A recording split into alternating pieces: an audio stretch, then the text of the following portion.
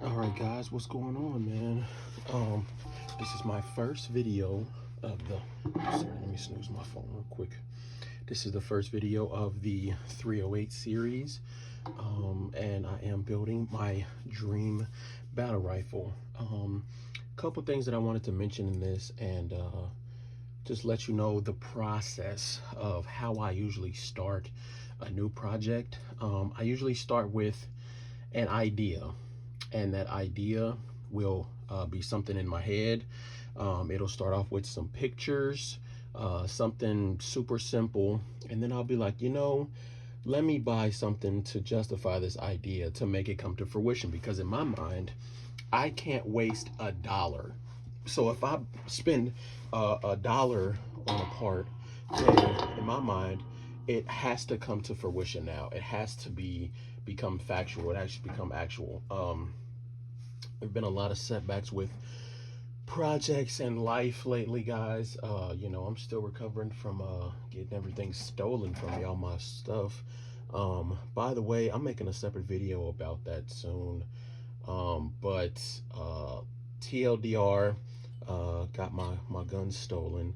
And also thanks for everybody. Shout out to everybody who helped me out monetarily to get back some projects, get some more stuff started, and just help me out with everything. And also, if you want to support the channel monetarily, get some of these videos cranking out a lot sooner, then I believe I left my Cash App in my video where I was talking about when I got robbed. So just look up my channel. They took everything, I think is the name of the video. If you want to help out monetarily, or just hit my email, and we can talk then. I would shout out everybody who sent me something on Cash App, but a lot of them are using their real names, and I don't know if they want their real names out there for YouTube purposes, because you folks be nuts. Anyways, so I'm able to get a couple projects started back going. I'm finally gonna be finishing up my jakl, finishing up my SPR. Yes, I know I just started the series, just released a teaser, but it is already finished. I'm gonna be doing some extensive testing with it, upgrading it, and I'm gonna be bringing you guys along for that series as well. Basically, really just explaining the parts, going through in detail why I did everything that I did, and then I'm gonna be upgrading it as I go. A couple upgraders. Spoiler alert.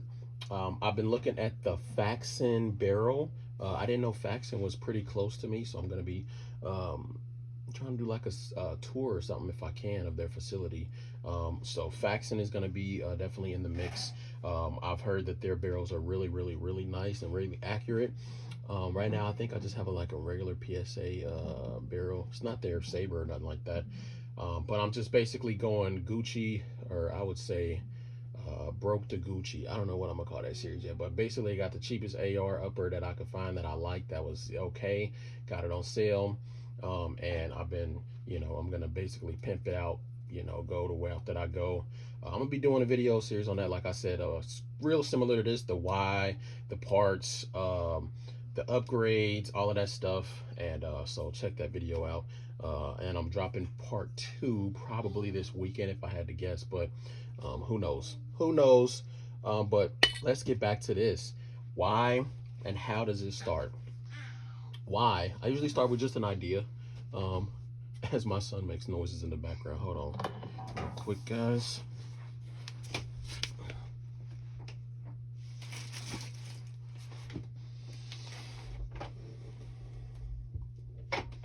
All right, so the why. This basically started as an idea. Saw this picture,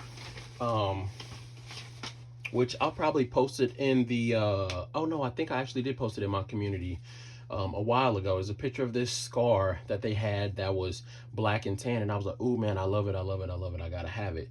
Soon as that happened, I saw the writing on the wall with the Jakl series where they were making them compatible with standard mil-spec lowers, and now they're moving away from that.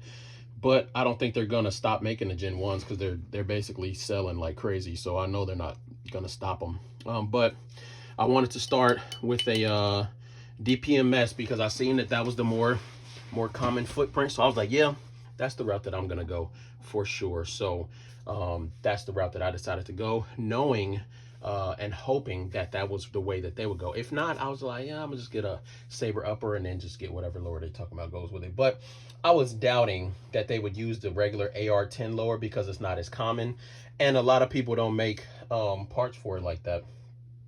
That being said, the 308 series does not have mil spec. It's not mil spec like an regular AR-15, the AR-10, but there are a lot of mil spec parts involved in it. What do I mean by that? It basically takes normal AR triggers, most springs except for the buffer tube or the buffer springs and buffer weight. It does take a standard buffer tube, like I said, trigger, and all of that stuff, but it has different magazines, different takedown pins, and a different magazine release. So oh, and another different bolt catch. So there's some commonality parts, but not a lot, especially in the lower. So I am looking forward to doing that. But a couple of parts that I've already got. I've already got this grip. I've actually had this already extra on hand, but I'm not gonna be doing this one. I don't really. My son wants to say hi. I don't really want to do this right here because I want the mag pull. Like I said, I want to do the tan and black. So I'm gonna be, tan grip black, and then the upper is gonna be tan, and then I'm gonna have a black optic, and then tan and black like that. That's what I'm thinking. Plus, I like the Magpul K2 Plus grip, so I'm gonna be getting that, and then I'm gonna be getting the end lever, just like I did for the regular Jackal. Be getting that. I know y'all probably wondering, what the hell is this? Well, you gotta find that out in a separate video, guys. Sorry, that's not today's topic, unfortunately, guys.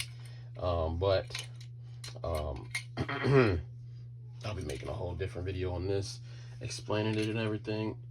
I can get it apart. There we go. Had to unscrew it. Get this lower out. And you can see I've already started it. It's going to be finished soon. Just had to make that poly hole. But yeah, I love the customization of the 80% world that you have. I love the options that you get. And I love that the fact that I was able to customize this exactly how I wanted it. Make sure I don't show you my full serial number.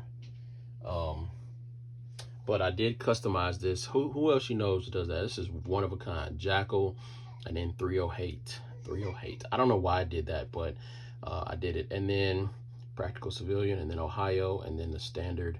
I should have did something special. I might do another one just to fancy it up a little bit. But then I got We the People on there. Man, that's Plungus right there. That's Plungus. If you don't know what Plungus means, then oh well. But yeah, I've already bought ammo. Wait on mags to come now. I'm just basically parting it out right now. But can't wait to slap that baby on there. I got a lot of these parts that don't even work, so waiting to do that. But how did it all start? Hold on, I think my son wants his pacifier. Give me 1 second, guys.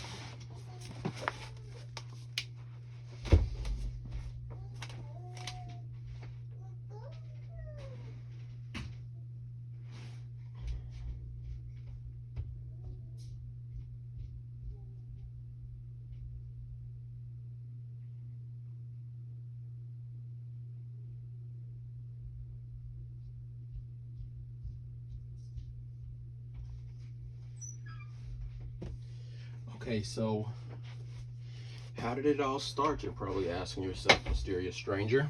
Well, started with an idea and evolved into notes. So I usually make parts lists to get the price of stuff, to see how much it would approximately cost, and then to see, like, how long would I have to save to get it, or would I have to save it all? Some projects don't cost that much, or like, do I already have enough parts on hand to make it?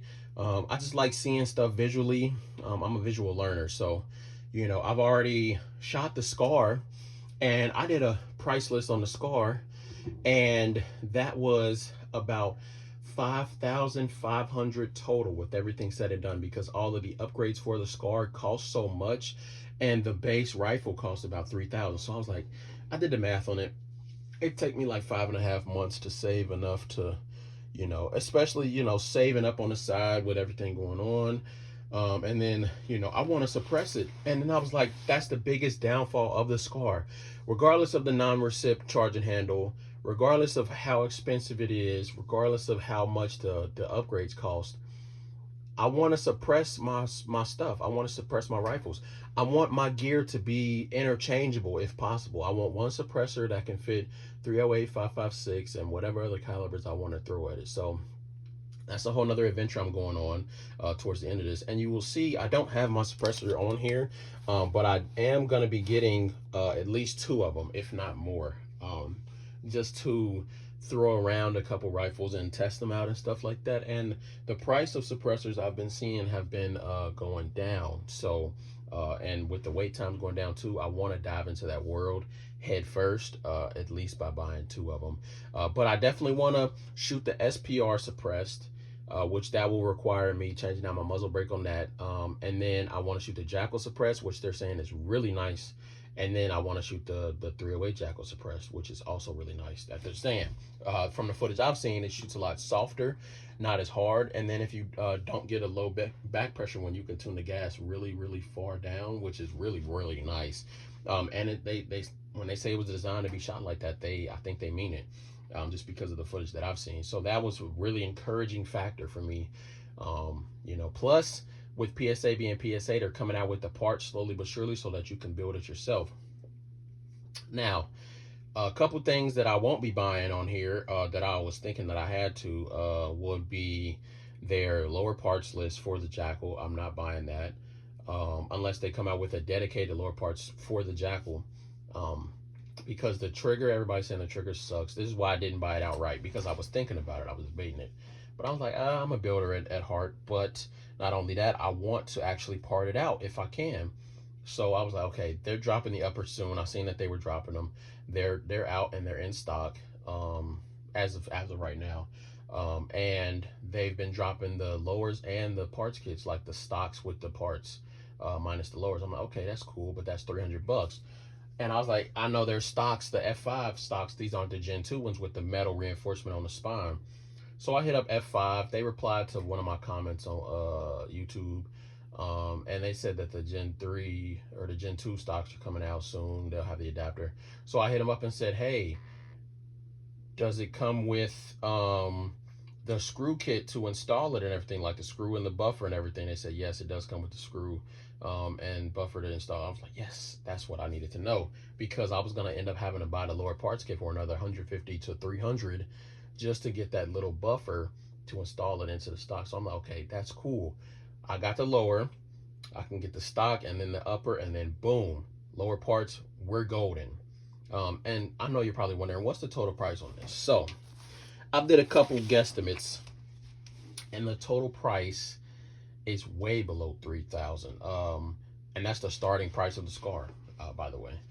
So with the parts, and I'm doing a parts list video after this, but with all of the parts, everything said and done, it's about $2,300, and that's not including the suppressor, because I'm still trying to price that out to see what options I want to go with. But I think that's not bad considering what you get for, everything. Like, man, this is going to be a really nice project once it's all said and done.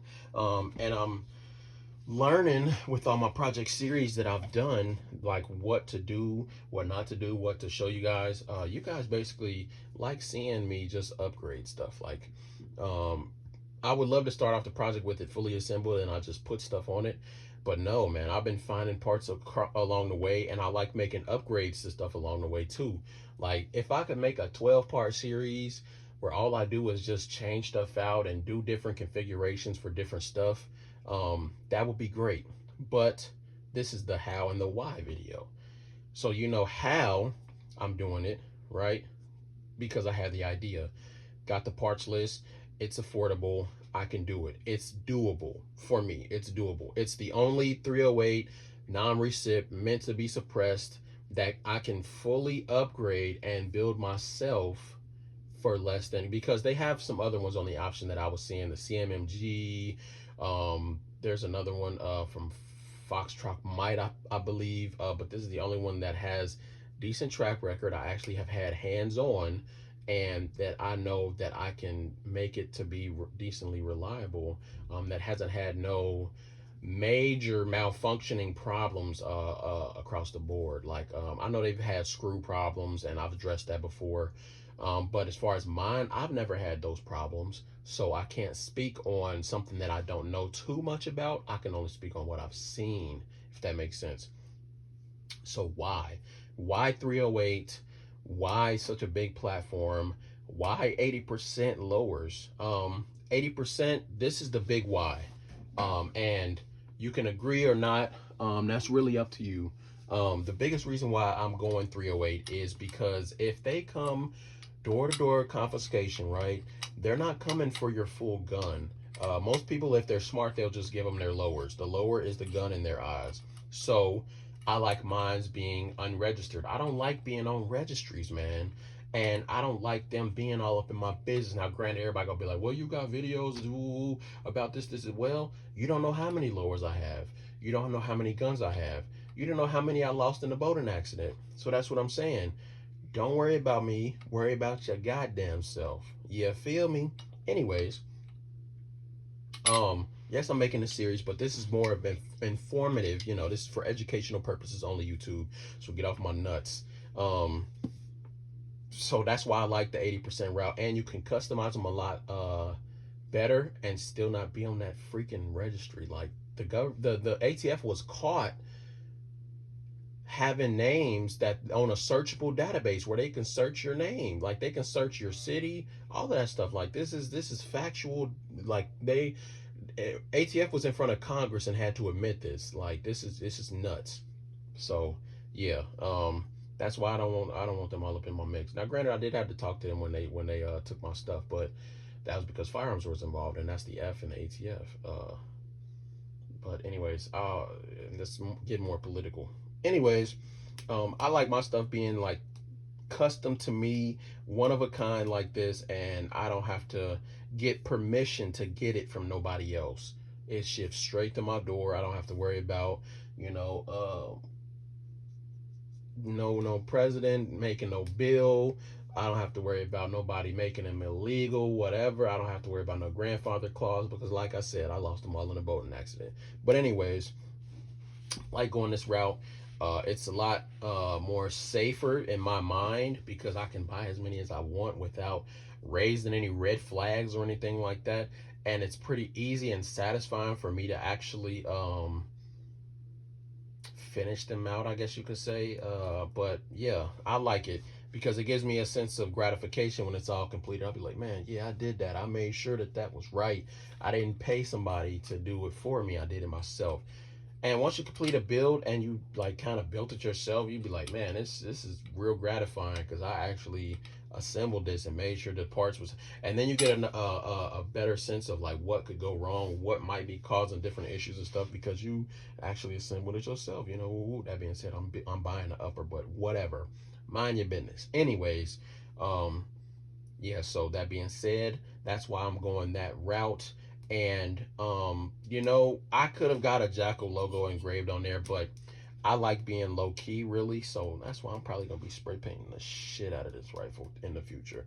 At some point, once I get it all, the two-tone that I wanted, I'm gonna be spray painting the mess out of this. But let me know what y'all think about this. Like, comment, subscribe, all of that stuff. Stay tuned for more. Part 2 is gonna be about the parts, why I'm choosing the parts that I'm choosing, and yeah, so stay tuned for that. All right, peace.